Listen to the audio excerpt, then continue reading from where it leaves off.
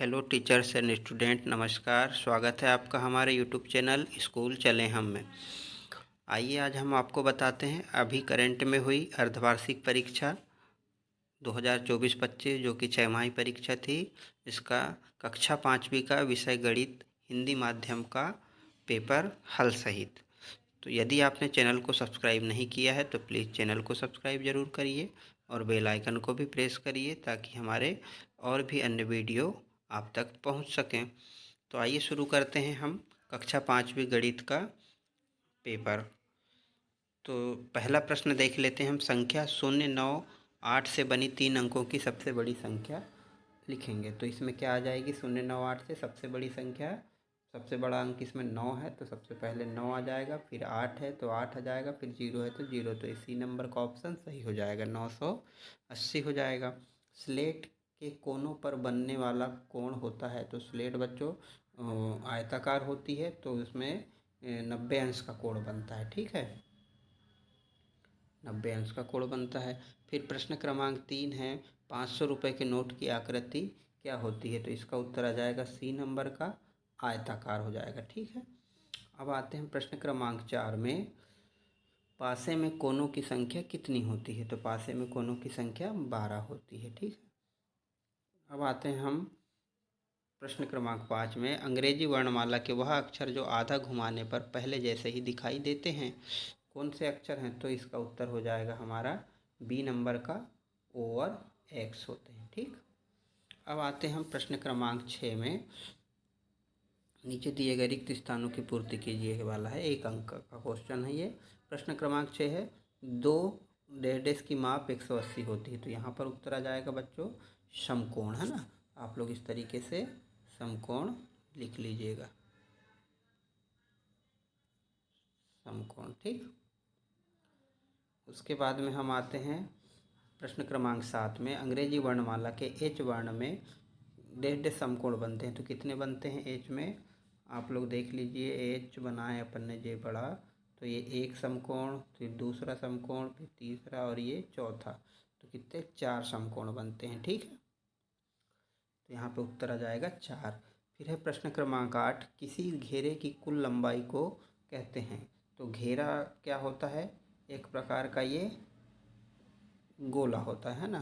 तो कुल लंबाई को क्या कहते हैं? इसकी क्षेत्रफल या परिधि कहते हैं। ठीक है, तो अगर आयताकार घेरा है तो उसको हम क्या कहेंगे? क्षेत्रफल, और यदि गोलाकार घेरा है तो उसको कहेंगे हम परिधि। तो यहाँ पर बच्चों आप लोग क्षेत्रफल भी लिख सकते हैं, परिधि भी लिख सकते हैं। ठीक, फिर है प्रश्न क्रमांक 9, जिस त्रिभुज की सभी भुजाएं समान होती है उसे समबाहु त्रिभुज कहते हैं ना। डेढ़ डैश आया है इसमें, तो समबाहु, समबाहु त्रिभुज। ठीक, ये हो गया आपका 9 नंबर का। अब आते हैं हम 10 नंबर में, 44 धन डैश डैश बराबर 88। तो हम क्या करेंगे? इसमें 88 में से इस 44 को घटा देंगे, है। 88 में से 44 माइनस कर देंगे तो कितना हो जाएगा? 8 में 4 गए 4, 8 में 4 गए 4, तो आ जाएगा उत्तर यहाँ पे 44, 44 ही आ जाएगा। ठीक, अब आते हैं प्रश्न क्रमांक 11 में, मीरा ने 1 क्विंटल गेहूँ 2200 रुपये में ख़रीदा व 2500 रुपये में बेच दिया। तो उससे कितने रुपए की बचत हुई?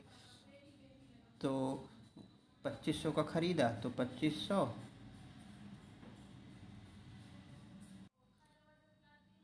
और ख़रीदा कितने का था उसने? 2200 का। तो 2200 इसमें से घटा देंगे हम। इसका कितना जाएगा? शून्य में शून्य गए शून्य, शून्य में शून्य गए शून्य, 5 में 2 गए 3 और 2 में 2 गए कुछ नहीं। तो ये आ रहा है हमारा 300 रुपये। तो उसको बचत कितनी हो गई? 300 रुपये की। हो गया 11 नंबर का, है ना। 12 नंबर देखिए, अरुण रात को 10 बजे सोता है और सुबह 6 बजे उठता है। तो वह कितने घंटे सोता है? तो 10 से बच्चों देख लीजिए कितना हो जाएगा, 11 12 तक 2 घंटे, है ना। फिर 6 बजे तक, तो 2 धन 6 बराबर हो गए कितने? 8। 6 धन 2 बराबर हो गए 8 घंटे। तो वह कितने घंटे सोता है? 8 घंटे सोता है। ठीक, अब आते हैं प्रश्न क्रमांक 13, अंग्रेजी वर्णमाला के कोई दो अक्षर लिखिए जो आधा घुमाने पर पहले जैसे नहीं पढ़े जा सकते। तो यहाँ पर आप कोई भी 2 वर्ड लिख दीजिए जो पहले जैसे नहीं पढ़ा जा सकते। जैसे ए हो गया, है ना, के हो गया, ये जैसे कि वैसे नहीं पढ़े जा सकते। ठीक, अब आते हैं प्रश्न क्रमांक 14 में। संख्या 3, 6 और 5 का सबसे छोटा साझा गुणनखंड कौन सा है? तो बच्चों देखो, 3 के गुणनखंड निकाले हमने 10 तक के, तो 3 दहम 30 हो गया। फिर 6 के निकाले, 5 के निकाले, तो हमको सबसे छोटा मिलेगा क्या? 30 मिलेगा। ठीक, जिसमें 3, 6 और 5 तीनों का गुणनखंड हो जाता है। 3 का पहाड़ा पढ़ेंगे तो 3 दहम 30, 6 का पढ़ेंगे तो 6 पंचे 30 और 5 का पढ़ेंगे तो 5 छक्का 30। तो ये हो गया आपका 30 उत्तर आ जाएगा इसमें। ठीक है, अब आते हैं प्रश्न क्रमांक 15 में। दिए गए चित्र में कितनी खिड़कियां हैं? तो यहाँ पे बच्चों हमें दिखाई दे रही है खिड़कियां, 1 खिड़की, 2 खिड़की और 3 खिड़की। तो यहाँ पे उत्तर आ जाएगा 3 खिड़कियां। ठीक, प्रश्न क्रमांक 16 है, पेटन के अगले 2 पद लिखिए। तो पेटन के अगले 2 पद क्या होना चाहिए? 4, 7 और 10 है। मतलब इसमें देखो 4 और 7 में कितने का अंतर है? 3 का अंतर है। 7 और 10 में भी 3 का अंतर है, मतलब यहाँ पर भी 3 का अंतर होगा।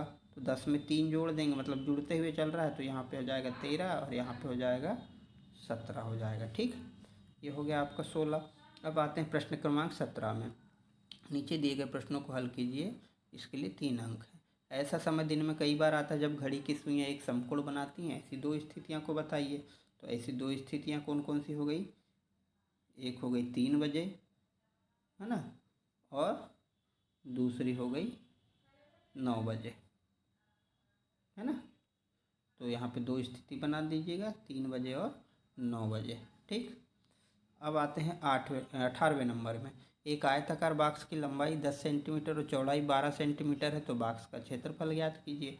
तो बॉक्स का क्षेत्रफल क्या होगा? लंबाई गुणित चौड़ाई। तो लंबाई गुणित चौड़ाई क्या है? इसकी लंबाई है 10 और चौड़ाई है 12, तो 10 गुणित 12 बराबर 120 वर्ग सेंटीमीटर हो जाएगा। ठीक, अब आते हैं हम प्रश्न क्रमांक 19 में। 0 से 9 तक के अंकों को आधा घुमाने पर इनमें से कौन से अंक पहले जैसे दिखाई देते हैं? तो बच्चों इसमें केवल 1 और 0 और 8, ये 3 ही अंक हैं जो सेम सेम दिखाई देते हैं। कौन कौन से 3 अंक? 0, 1 और 8 के। ठीक, ये हो गया आपका उत्तर। अब देखिए प्रश्न क्रमांक 20 का।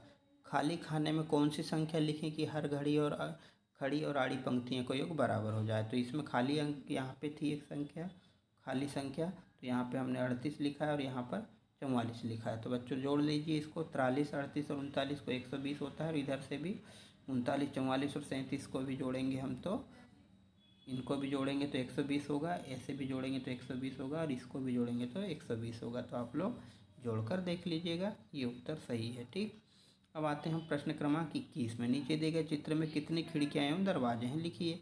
तो यहाँ पर दिया हुआ है 1 खिड़की, 2 खिड़की, है ना, 1, 2 खिड़की, है ना, और दरवाजे कितने हैं? 1 दरवाज़ा है बस, तो 2 खिड़की और 1 दरवाज़ा है। फिर आते हैं प्रश्न क्रमांक 22 में। अपने परिवेश से शंकु के 2 उदाहरण दीजिए। तो हमारे परिवेश में मंदिर का कंगूरा जो ऊपर उठा हुआ रहता है वो शंकु के आकार का होता है, और मस्जिद का कंगूरा। ठीक, अब आते हैं हम प्रश्न क्रमांक 23 में। बाढ़ पीड़ितों की मदद हेतु 4 गांव से क्रमशः 7,000, 7,000, 6,000, 5,000 रुपये प्राप्त हुए। यदि राशि को 20 बाढ़ पीड़ितों में बराबर वितरित किया जाए तो प्रत्येक पीड़ित को कितने रुपए प्राप्त होंगे? तो बच्चों इसको देखो, हमने यहाँ पे हल किया है। तो 7,000, 7,000, 6,000 और 5,000 को जोड़े तो हो गए कितने हमारे?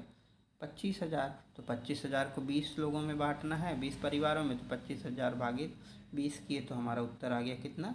1250। तो मतलब एक परिवार को 1250 रुपये प्राप्त होंगे।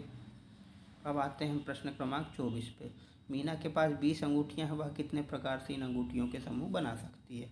तो 20 अंगूठियां हैं तो वह कितने प्रकार से बना सकती है? अधिकतम 5 प्रकार से, है ना, क्योंकि अधिकतम 20 में 5 का ही पढ़ा जाएगा, 6 का नहीं जाता है। 5 चौके 20, है ना, तो 5 प्रकार से बना सकती है, 4 4 के। अब प्रश्न क्रमांक 25 है। एक कंगारू 3 मीटर लंबी छलांग लगाता है, एक बिल्ली एक बार में 2 मीटर लंबी लगाती है। तो यदि वे एक ही स्थान से एक ही दिशा में छलांग लगाना शुरू करते हैं तो कितनी दूरी पर उनके कदम मिलेंगे?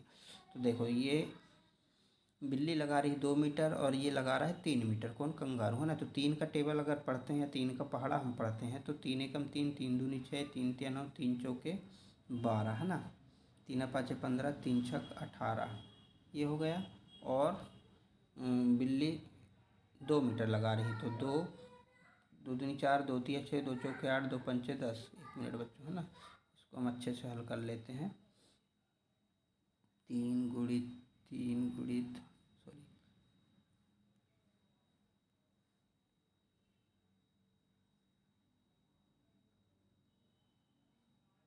ये देखिए 3 एकम 3, 3 दूनी 6, 3 तिया 9, 3 चौके 12 है ना। और ये लगा रहा है 2 मीटर है ना।